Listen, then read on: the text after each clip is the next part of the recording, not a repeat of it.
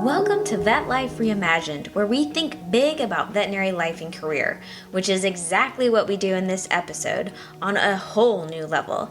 My guest is Dr. Aletha Carson, who is the Senior Manager of Data and Clinical Studies with Mars Petcare and is on the forefront of all things technology in the field of veterinary medicine. With a good mentor who explained that a veterinary career is ever evolving and a spirit that thrives with all things new, this equine veterinarian found a fascinating spot on the IT team. She brings an important perspective to the growth of technology, and we talk about the good and the bad, the warnings, and the exciting things about technology in vet med. She is an active part of the Mars Pet Insight project, and her diverse career is a great example of all the places that we can go in veterinary medicine. We start with her earlier equine focus with a very interesting story that will make you greatly appreciate equine veterinarians. And when she talks about North Carolina, it's because her bio is wrong on the company website. Oops. She is an Oregon girl. So let's start Dr. Carson's adventurous career.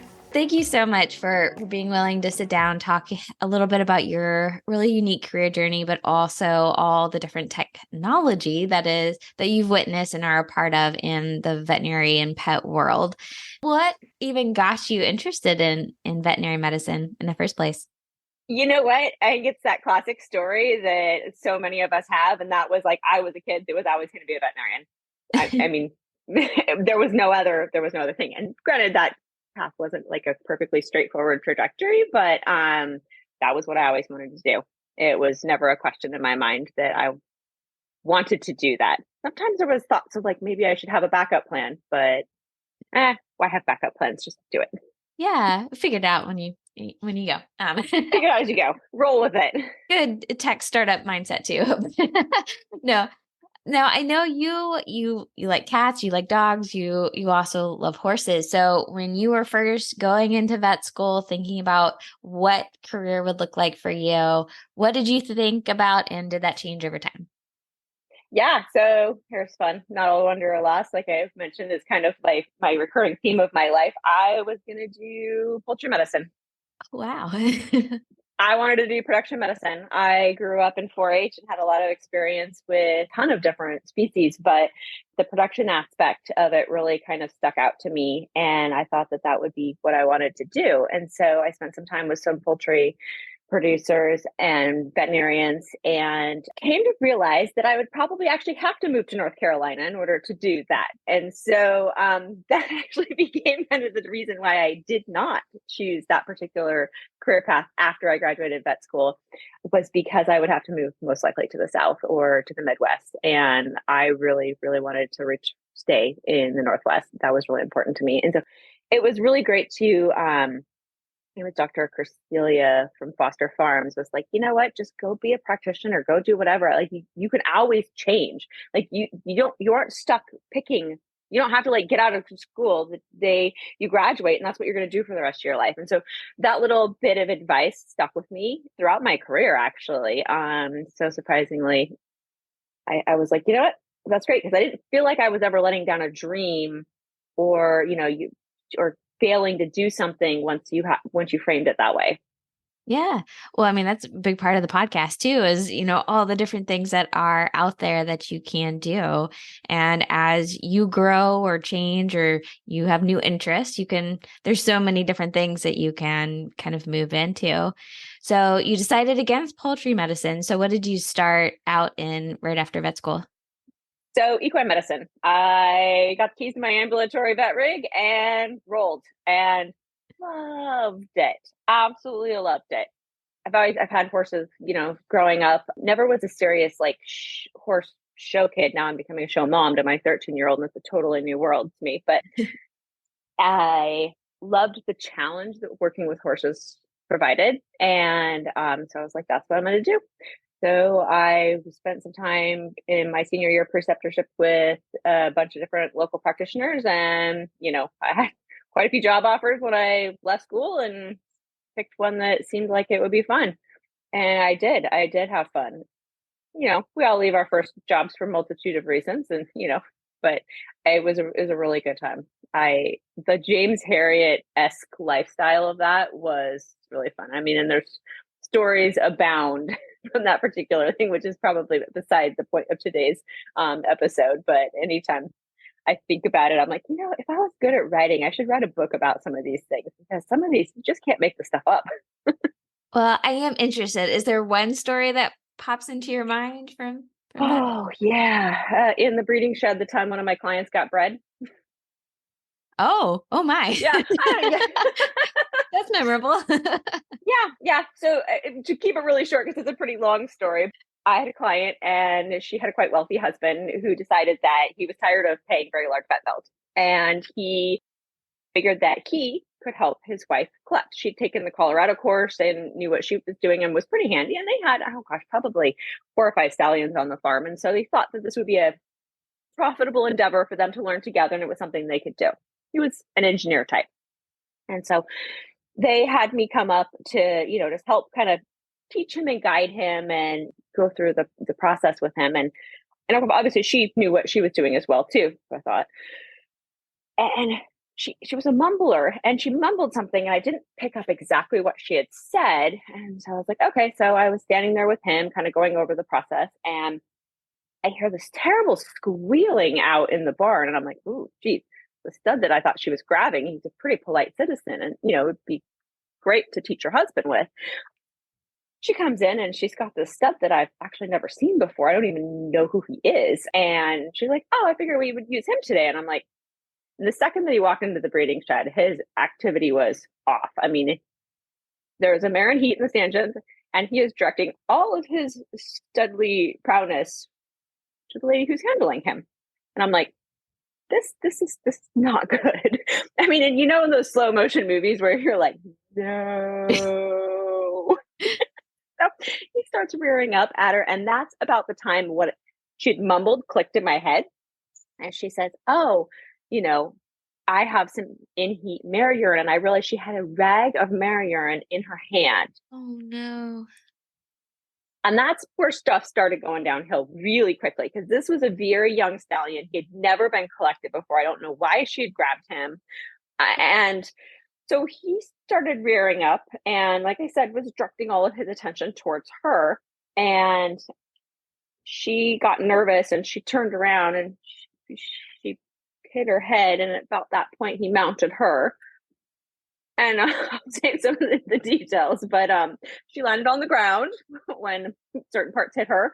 And then he was like, well, and so he started pawing at her. And I mean, it was really serious at that point, obviously, because stallions can kill people. And like I said, it was her poor husband. I just remember his face. He's clutching the AV on the barn wall, just like, oh. And I'm like, shoot, I'm the professional. I have to fix this. Oh, that's my job. Oh, I am here as a professional capacity. Anyways, I grabbed that stud and I was like, get him out of the barn. So all is well. She ended up with a couple of broken ribs and some pretty bruised ego. But yeah, like I said, you just can't make this stuff up. Someday. So I'm guessing they changed their mind maybe on. Yes, you know what? The husband had zero problems paying any of his vet bills after that. And I mean, not that he was a bad pay. He just was like, no, seriously, like what you guys do is legit. I want no part in this. So, and maybe that was his wife's point, is that she grabbed the challenging one. I don't think she intended it to end up like that, but no, she's fine. Well, I'm glad Made a good story. Yes. Oh goodness. Well, while I seriously doubt that was the one that encouraged you to change your career path for what you're comfortable with, what kind of led you to the next step of your career? There was a lot of little things. And I think, it's really challenging to be a private practitioner and run your own business and make it profitable. And, there were just some interpersonal things in between me and the veterinarian I worked for. I mean, and I think we all kind of come out of vet school with that, you think it's going to be this and it doesn't exactly work out. And, there was time for a change. I, at that point, had a very large non-compete and in equine practice, and I'd bought a house and was settled into the area I wanted to be in. And so I actually went over to one of my colleagues over at Banfield and I was like, you guys want an equine doctor who, need to change, to get out of our non-compete. And that was, of course, in 2008 too, when the whole market was kind of not doing so great for equine. And, it was a good time to step away from that particular space for that time. And so, and their Banfield was like, yeah, we love you. Equine retreads, as somebody coined it. You guys are brave, obviously. You're not scared of terribly much, and you're really hard workers, because a 40-hour work week for you guys is like vacation time. Wow. I know, they gave me an offer and I was like, you guys are going to pay me what to work that little? This is fantastic. But as far as a step in my career, it was really, it was a fun step. I mean, I had a really amazing boss who I think is one of those places where, it makes a big difference of where you go. Dr. Kathy Engler, shout out to her, just was one of those people that made spaces for you to grow and learn and develop, and was just so passionate about it, and to enable you to just be the best, that you could be. I definitely owe her some credit for helping me kind of like switch paths in my career. And it was also a great space too, because, wasn't terribly long after there, I had my daughter, which, it was a much safer space to have it be pregnant in, to be honest, and to be able to have a little bit more flexible work life when I came back. And I actually really enjoyed small animal practice, because in equine, there's so much you just can't tell. I mean, there's like that, that thorax and that abdomen that, you just can't image through it. Like, even you can't just throw them on the x-ray machine and see what's going on in there. I mean, it's just, you're taking some very educated guesses sometimes, and it can be a bit challenging. And so I really loved being able to be a much more, I don't know the right word, just, it's not accurate, but just to be, you get your questions answered by being a diagnostician, instead of being like, think we answered it because they got better, and we just are never going to know unless they either had to surgery or necropsy, and that's really, you don't have to go there. But yeah, so I really enjoyed that. But I am wandering, and I quickly got kind of like, okay, this is, wasn't really where I had expected to be. And then I had an opportunity to open one of the standalone Banfields, which was really, really fun. It was the first of the standalone projects that we opened up, and the particular interview for that job, they're like, you want to be a show pony? Because it's going to be all the Mars family and all the big wigs coming through here. And I was like, bring it.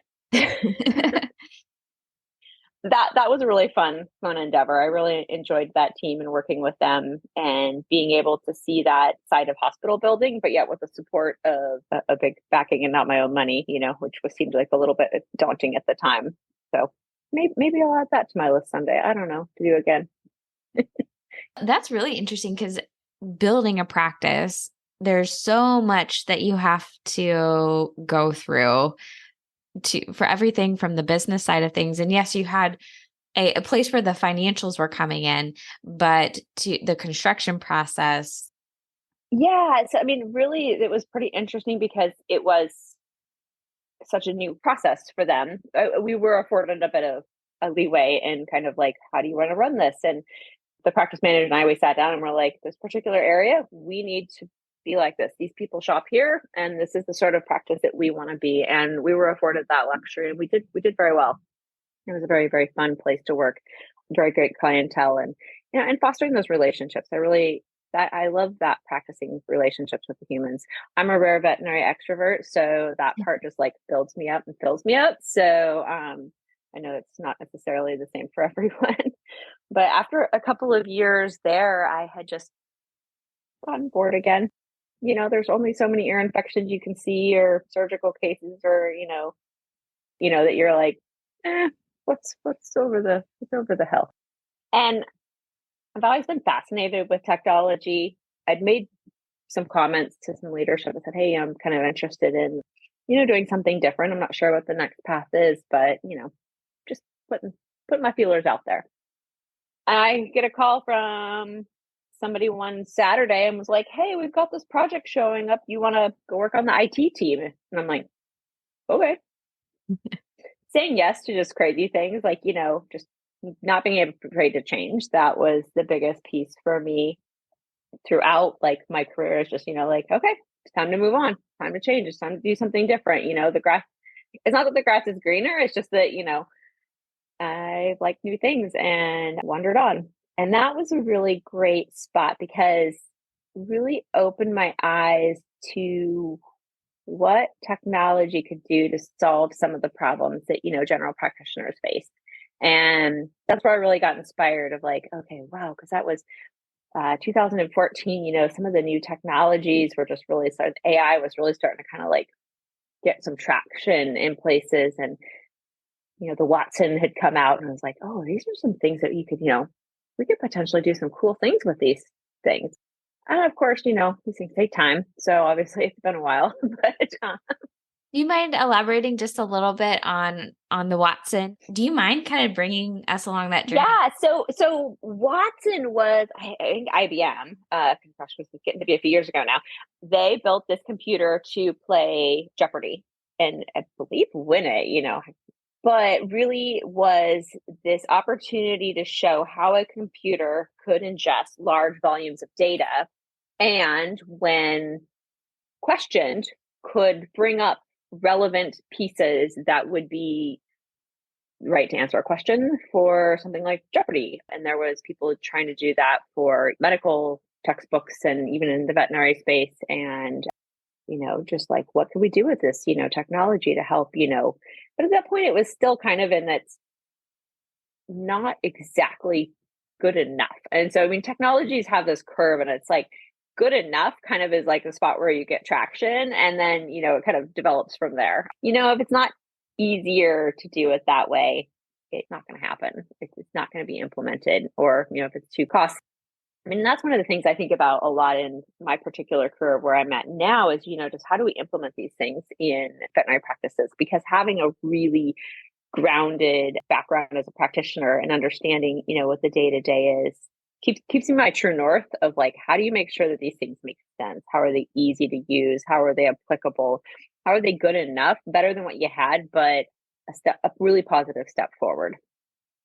I think that's a good point too, because especially veterinary medicine, we're not usually the fastest adopters of, of change.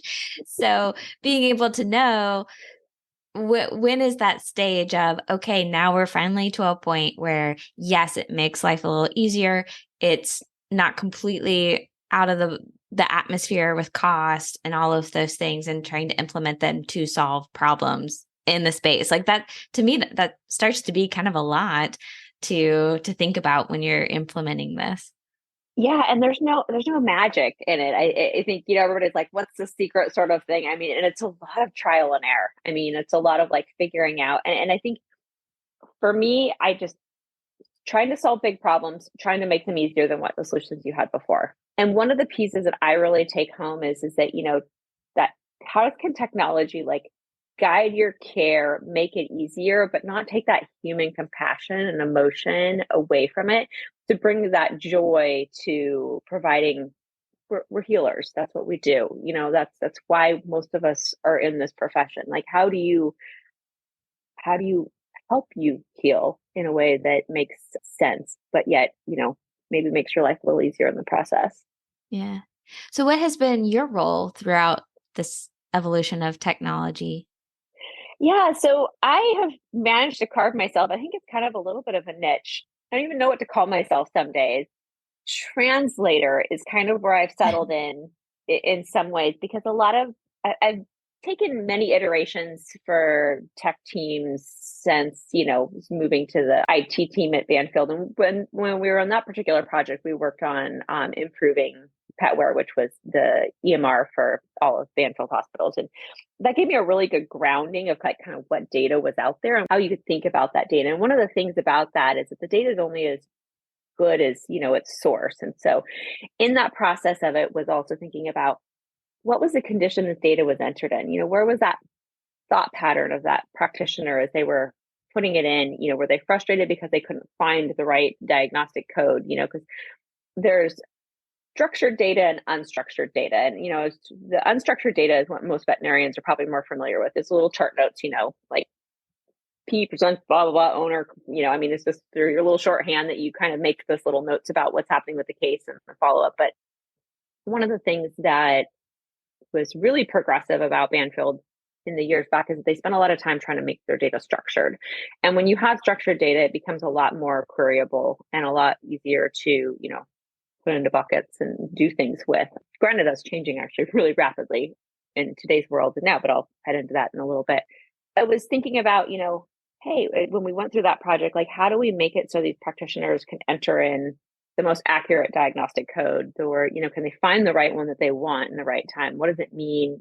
How do we capture the pertinent pieces of the exam in a better way, in a more accurate way? And that was a really interesting exercise to kind of lay the groundwork for some of the next phases in my career. And from there, I had a really amazing opportunity to kind of think about what the future of pet care could look like with Mars Veterinary Health. We had done a kind of a forward thinking project of like, what does the future look like? What do we want to like do as a business? And had a really amazing opportunity to present some of those findings to pet care leadership and say, hey, here's kind of what some of the best people in not our industry, but all of the industries are doing to really think proactively about the future. And one of those was have a place where innovation can go and thrive, because innovation inside of a big organism, there's lots of people who have studied this and talked about it, that there's kind of an immune response, if it's not making money or if it's not hitting these ROIs or things like that. And the innovative process to make new things requires space and time and the ability to iterate and the ability to change things and the ability to crumple up, stuff and throw it in the trash when it doesn't work, or, pull it back out of the trash and smooth it out and be like, wrong place, wrong time over here. And so that led to a position with Practice of the Future, where we got to think about like, what does it look like to integrate, telehealth into a veterinary practice, and what does it look like to try out some of these new unique technologies, and how do we get veterinary practitioners to think about these new technologies and how should they use them, and what sort of that change adoption curve look like. And we spent a lot of time doing just little tests and learns in that particular role, and it was really really a fun, enjoyable time. And looking back on it, it's fun because a lot of those things are, now out and operationalized, and, just ways that hopefully made people's lives a little bit easier. Just, growing from a crazy idea that people were like, oh, that'll never work, to you're like, no, I think it can. I think it just might work, we might be able to do it. But one of the things that you don't think about in that is you spend a lot of time digging through the regulatory environment of like, okay, so where's the line? Like, okay, here's a gray area. And then making also really intentional choices of like, where does it make sense to push the line? Where does it make sense to like stay the line? And where does it make sense to just burn it all down and try and start over?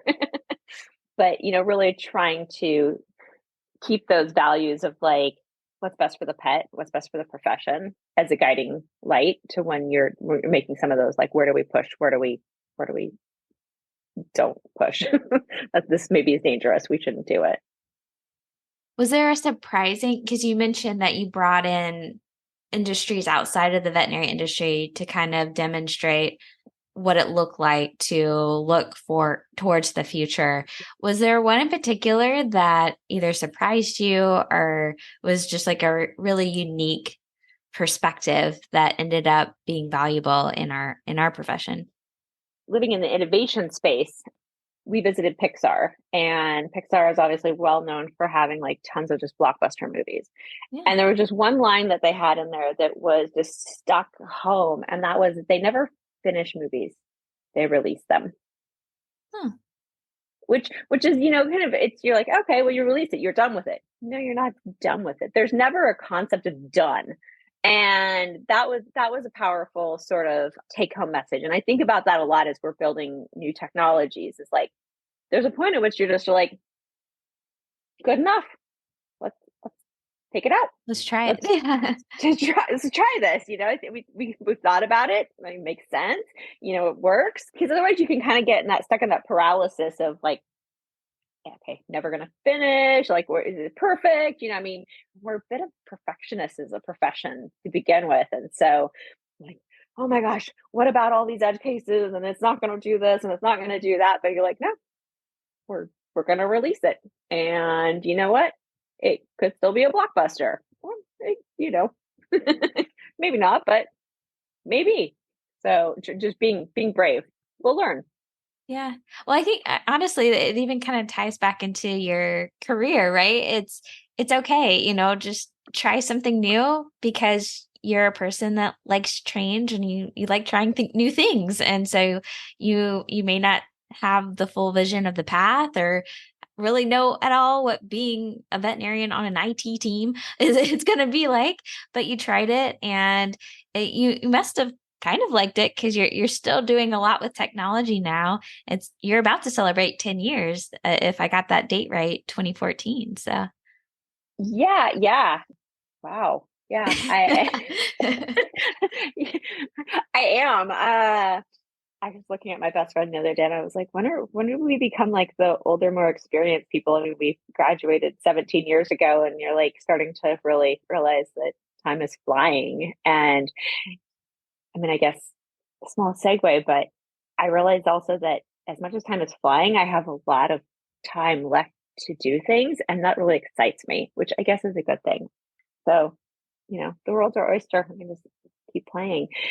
So, yeah, I mean, I loved it. And the thing I think about technology that really keeps me engaged is there's so much change just intrinsic to the process that, about the time you kind of sit back on your laurels and be like, yeah, we've got this sorted out. Like you've got a whole new toolkit of things that you could apply to new problems. Or like I was saying, sometimes you like pull something out and you're like, wrong place, wrong time. Like, hey, there's a new technology that's going to make this work where before it wouldn't work, or that the profession wasn't ready for it, or a multitude of reasons why it wasn't successful. And so, as I was mentioning to you when we started, we've kind of gone through like as a company that so many different shifts, and it's it for somebody who's change agile, it even was a little bit perhaps much, but it was a really great opportunity to just be like, in order to figure this out, we're just going to have to just keep like trying new things. And so, I mean, I've generally worked on the very similar sorts of projects throughout, but they've just been in different functions, business functions throughout. And I'm very, really excited where we're at now, being part of the new division, science and diagnostics, and being on the innovation team. It kind of feels like just right, you know. This is where we can get a lot of really cool things that we've been working on to take off. Hopefully, I mean, a lot of them have taken off. It's just lots more ideas. I have never-ending pile of ideas that I would love to just keep doing.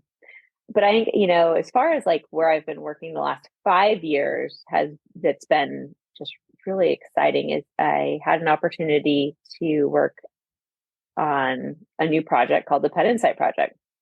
And it started off as what can we do with this 3-axial accelerometer, this little whistle device, and a bunch of medical data, and can we create something meaningful out of this beyond just being able to say like, here's how far your dog walked or how much activity they had a day. So we had a lot of freedom in that particular team just to kind of dive in and think about like how we wanted to use this device to understand dog behaviors. And it has been a very satisfying thing. We've been able to teach the device through machine learning and deep neural networks, and which is essentially kind of like there's lots of different sorts of ways that you can use the computers to help manipulate data. And really at the end of the day, it's this, we're taking massive sets of data that it would just take a human forever and ever to do anything with. And we're asking advanced computing to do something with this for us. And as far as like the veterinary profession, like, I don't know, it's kind of like this black box of learning and everything else. I'm like, so is your brain. I mean, your brain's the original neural network. I mean, it's what these things are kind of modeled after. I mean, like all the neurons, like we know about these things. Like as a profession, this should not be something that is like totally left field for us. You can't see which synapse talk to the synapse that talk to that one, that talk to that one, to figure out exactly why you had the answer that you had to a question or why you came up with it. But we can test it. And just like, you learn something and you can take a test, you can understand if, your answer was correct or not. And so we do that with the computers, and we can teach them things and we can test them. And then, when they're good enough, because you don't have to get 100% on every single test, But I think sometimes people think that with the technology, it needs to be 100%. And nothing in life is. It's just like any other test. There's sensitivity, specificity. A lot of the stuff that we learned about in veterinary medicine, applies to, using these new predictive technologies and applying them. Very interesting, though, the computer side of things all speak in very different languages around how to like validate particular things that the computer's doing. And so when I showed up on this team, I was like, if we're going to talk to veterinarians about these things, we probably need to speak in a language that makes sense for somebody with a, more of a biological sciences background rather than a machine learning background, because an F1 score doesn't mean anything to a veterinary practitioner. I can guarantee you. And I'm like, hey, you want to explain F1 scores to me? You're like, I have no idea. But when I say sensitivity, specificity, accuracy, positive predictive values, even if you're not like in the forefront of thinking about statistics and thinking about that and epidemiology or, public health, you remember that from vet school. Way back, there was a class that those things meant something for doing testing. And you can go like, yeah, okay, that makes sense. So one of the things, there's just the good enough piece, but one of the things that we've really been taking this to the next level, and I've been really working hard on, is like, how do you kind of start to get like the peer-reviewed literature behind what we've been doing? And so really writing, publishing, talking about it, interrupted all by COVID, of course, to some degree, but really trying to get people the technology in front of the practitioners in a way that makes sense to them through some of the traditional channels, and have kind of that stamp of peer-reviewed approval on it, that it's like, hey, other people have torn this apart and looked at it. And it's a really emerging space. I mean, there's actually a lot of young computer scientists who, I always joke I'm going to get a little bit burned at the stake of veterinary medicine by saying something like this, but there's a lot of our jobs that can be replaced by technology. And, that sounds really scary to people. And I think, the emergence of ChatGPT and stuff like that that's come out, and people realizing like, oh my gosh, like ChatGPT, like you can ask it a question and it's pretty darn good at answering it. It's kind of like Watson, 10 years later, right? It's been trained on a much bigger data set. It has much, much more real language skills than before. And it's really pretty good. I mean, yeah, it makes some mistakes, so it still needs some oversight by a trained practitioner, but it can do a lot of cool things for you, which is pretty great. I mean, it does not replace you, but can think of it as like, how can it augment you? How can it make your life better? Like, how can we apply some of these things and put the joy back into practice instead of like just have it be full of the mundane, exhausting tasks? Like what can be delegated to some of these technology pieces? And one of the pieces that I work in a lot of is that, we trained these little whistle devices that, have their little 3-axial accelerometer, which is a very, very simple bit of technology that's very inexpensive to use, which is great because when you want to like get something out to the masses, it needs to be approachable. I mean, if it was $1,000, it, would not ever probably make it. But for $100 or around that price point, you can reach a pretty good market.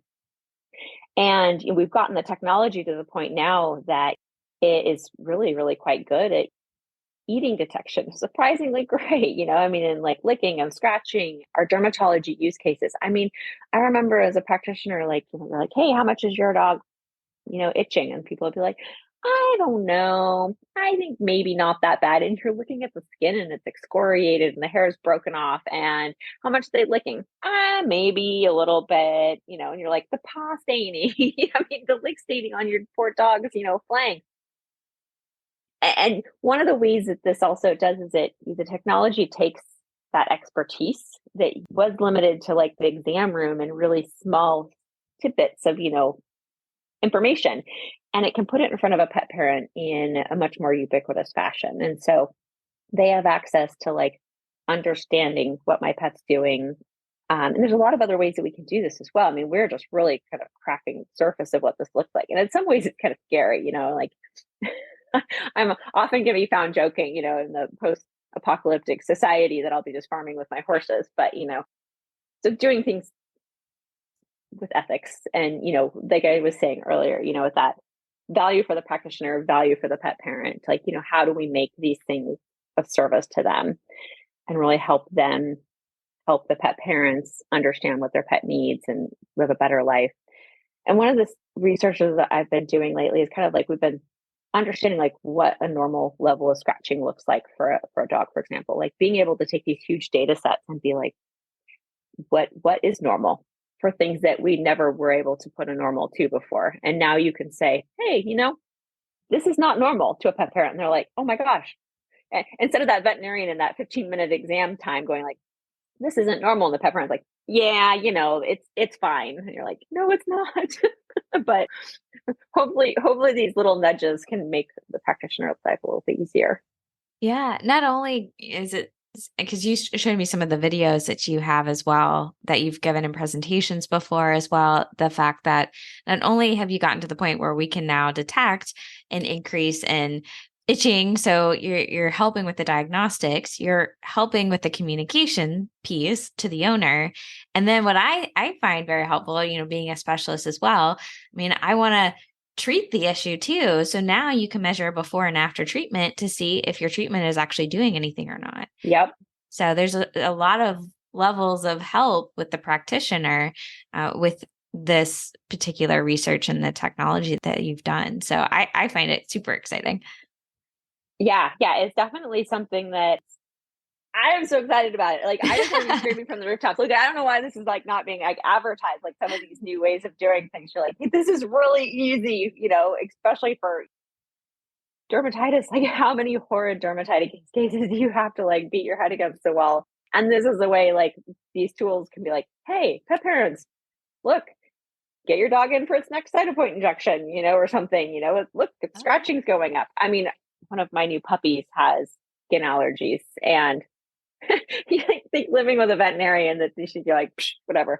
This is still, as a pet parent, all of a sudden it changes the game. This is a pain in the butt, Yep. And I mean, I'm sitting there like, yeah. I'm like, this is a great tool. Like, hey, look, hey, I changed his food, and instead of having to think about like, oh, I'm going to take this, it changes a little quicker than you thought, because we're not looking at these like really gross amounts of change.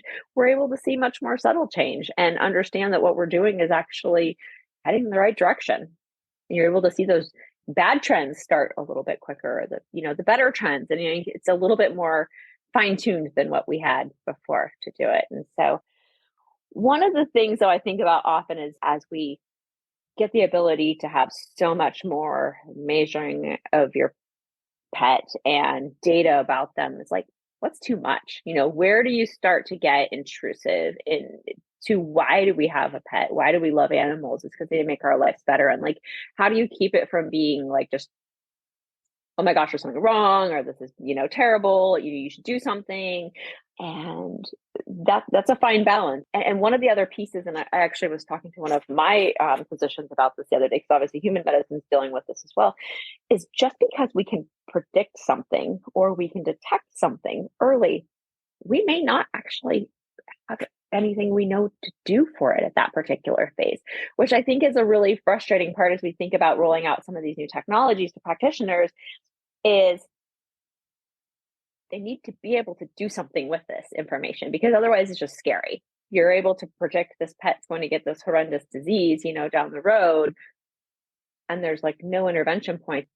The human genetic space and even perhaps the animal genetic space has dealt with this. Like, if you're able to say like, this is a risk factor for your pet, then what? Do you just live in fear one day of, that you're going to get breast cancer or something like that? Or, yeah, I don't think we have the answers to that yet, which is one, fascinating because there's probably answers out there, but two, what's the right thing to do in those situations? And I don't think anybody has the exact answer for that, but it is an interesting question to think about as we do some things. How do we make lives better instead of more complicated? And just because you can, should you? And some of that's a personal decision. It's not that these things come completely uncomplicated as we roll them out. Exactly. And that has definitely come up in my work as well. I think renal tech was a situation that I remember when it came out, and we were so excited that we have these earlier and earlier detections of potential kidney disease and using algorithms. And it's kind of fun at first when you're looking forward to new things, but then at the time, it's like, okay, well, if this is positive, if it is trending towards this, what do I do with the information? And I mean, there's some things you could do. Maybe it might change your medication recommendation if there's a comorbidity. So there may be some things that it's valuable, but then yeah, as technology is almost a little advanced of us, right? We don't always know. But I think that also comes back to this is why there will always need to be a human element when it comes to this. Like we're never going to lose our jobs because we still need a human being there to be with the pet parent to help figure out for this individual situation, for this pet, for this family, what do we need to do? Maybe it is nothing. And it's just Yeah. the knowledge that, all right, my veterinarian knows. And so when we come back next year, we'll keep it in mind. If we need to change things, we can. One thing that I feel really passionate about is that the technology, as good as we can get it, it doesn't have the same perspective as the human could have. There's a lot of context of the environment that just never could be fully, I think, quantified. That really, that emotional piece, like I say, what is the right thing? Is it better to know? Is it better not to know in some of these situations? And that's very personal. And so, I mean, people say like maybe with the singularity, the computers will be able to know all those things. That's part where I'm farming with my horses. But but they've made enough movies about all those things that I think I we was know gonna how that say, ends up. I'm thinking the movie I, Robot, which I really like this movie with Will Smith. And I'm about to tell the part of the movie I, Robot. In the scene, I get a little wrong. The girl I am about to describe was not Will Smith's character's daughter, but you get the point. The very beginning, he does not like robots, and you find out why is because there was a car crash with him and his daughter. They go over the bridge, and a robot comes to the scene to rescue, and it does its calculation on risk. I can only save one person, who is the most Yeah. likely to survive. It calculated to save the dad and not the daughter. And so the daughter dies in the accident. So his point is there, computers can calculate and they can Yeah. do all these amazing things, but there will still always need to be that human element who can assess the situation on a much more dimensional level when it comes to human beings, because we're complex and Yeah. we're not always an equation.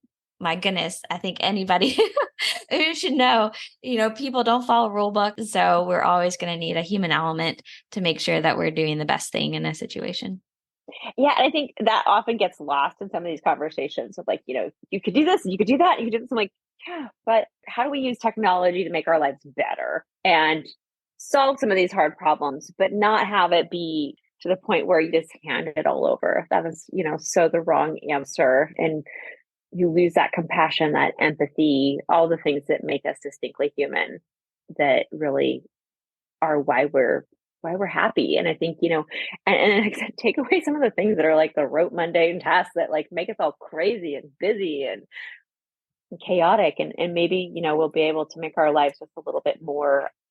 I don't know, everybody's like work-life balance. Like, I don't know if that really exists, in my mind, I love to be busy, but take away the things that bring you less joy and do more of the things that make you more joy. And so you may still be busy, but you can fill your busyness or maybe not busyness. Like I guess there are people who do like to relax on these weird sort of like couch like things or, chairs. Yeah, well, you can choose your busy. I think, Yeah. I've used the phrase choose your hard. What's the work that you enjoy doing that fulfills your why and, like you said, your joy? Because I think we are a profession full of we like to have a mission and a purpose, and we like to feel like we're working and giving back in some form or fashion. So it's just finally being able to say, this is that definition for me, and I can focus on that. Yeah. Yeah. ChatGPT write some of your medical notes. I don't know. I think we'll be seeing some of those things like, in the near future. I don't know anybody who's doing it, but it's obviously this has just been a recent development, and I'm quite a fan of using it to like, oh, my growing up, I excelled in math and science, and the writing and all those stuff was just terrible. And my mom was like, "You're going to need these some days." Thanks, Mom. No, I don't. Actually, I literally don't. I don't have to spell anything. I don't have to write anything anymore. Like, Thank goodness for the spell correct and word and Grammarly. Grammarly. Yeah. Yeah. I mean, Yep. my daughter, when she's learning to spell it, I'm like, "Alexa, how do you spell this?" And Yep. like, I literally cannot spell. It's so embarrassing.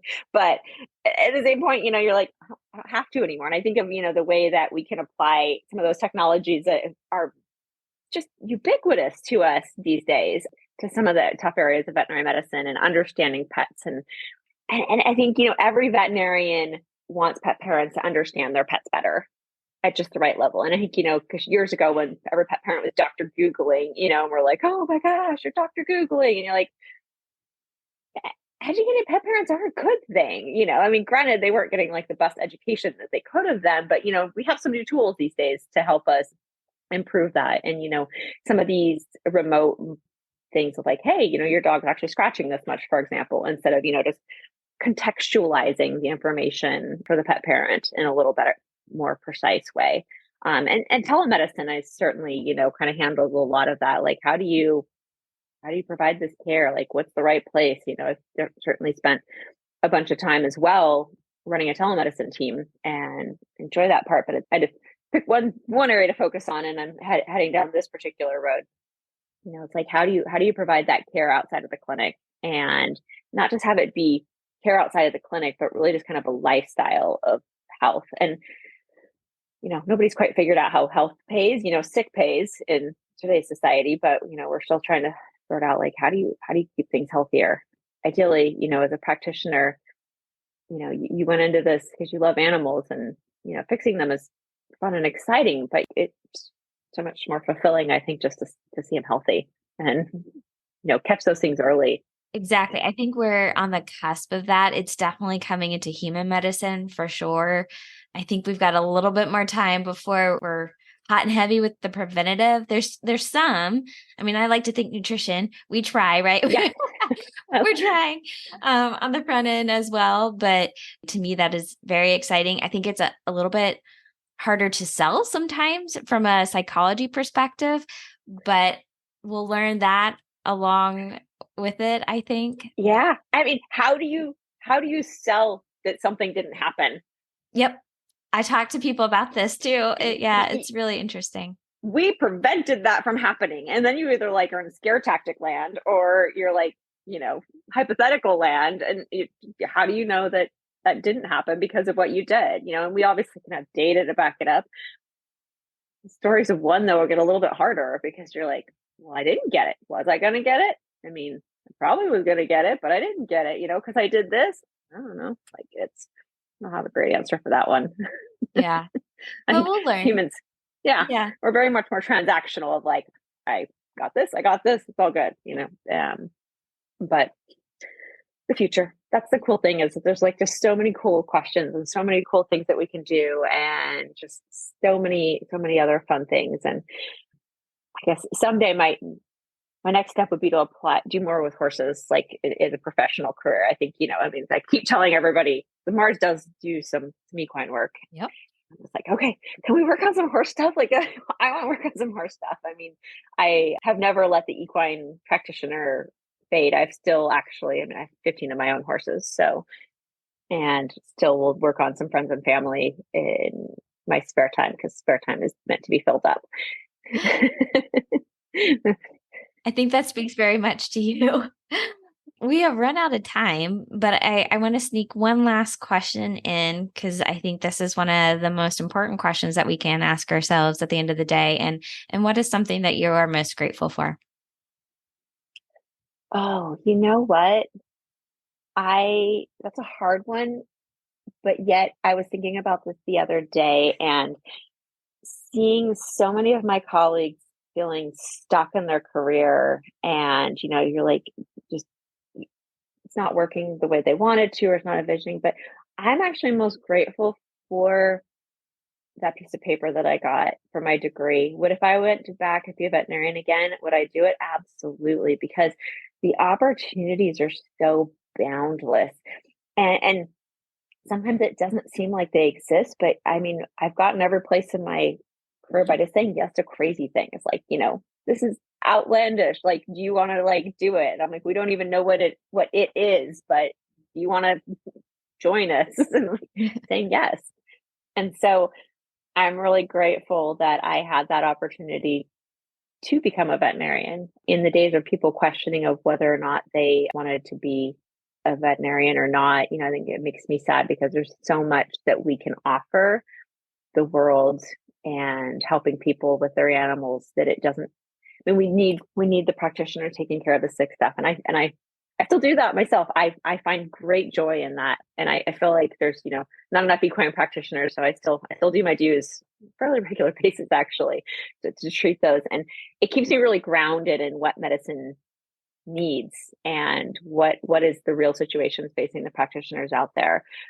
And I also feel really privileged that I have found a space in my career where it's really fulfilling mentally, and I can still treat a horse, and then I can think about the crazy next iteration of technology that potentially could make practitioners' life better. But my favorite part is just being actually helping a pet parent or a horse owner like figure out like how to make things better and how to help their animal live its best life.